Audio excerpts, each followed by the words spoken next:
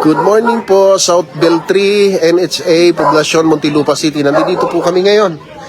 Nandito po tayo ang nagaganap na caravan, ang yakap registration dito po sa South Beltri. Sa phase 2 po ito, sa bahay po ni Ate Elsa. Ayan po si Ate Elsa. Salamat Ate Elsa. Oo, ayun. So, dito na po yung team natin.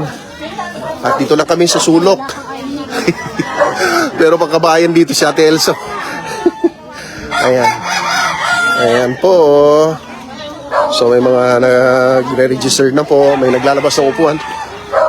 Ayun. Makikisuyo na lang po pa. Ayan. Magandang umaga ho. Dito po sa South Beltri 2. Anong street ito dito? May pangalan tong street na to, wala? Yabot. Yabot. Anong street ito? Basta black ano to? Black 14. Basta Black 14. Ayun, sa Nemesio, no? Ayun. Ayun, nandito kami sa Nemesio Street. Phase 2, sa Black 46. Ano? Black 14. Ayun. Bulabog, basta Bulabog. Nandito kami sa Bulabog.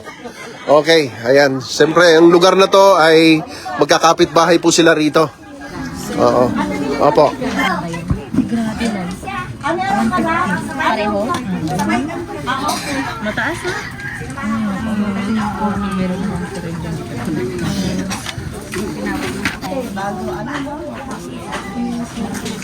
Ma'am Bartolome.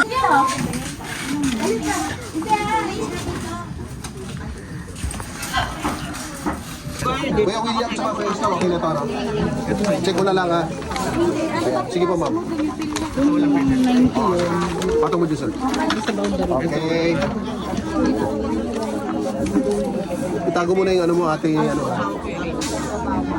Jerry Jr. di Sukatan. Okay. Pero mo na lang doon. Oo, andi dito na. Okay na po ba? Okay. Dito pa po. Opo. Alas 2 lang po kami.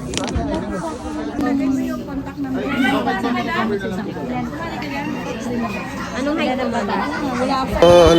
Good morning ho sa lahat. Eto po kami ngayon. Good morning po. Nanonood si Vice Mayor Edgar Maminta. Shoutout po ng mga taga Binmali, Pangasinan. Nakarating ang video natin sa Pangasinan. Opo. Dito sila tatay. Dito po kami sa Nemesio Mozo Street sa may phase 2 para po mag-conduct tayo ng yakap registration under Health Bright Medical Clinic. Kasama na po natin dito ang team, medical team ng Health Bright. Ayan po.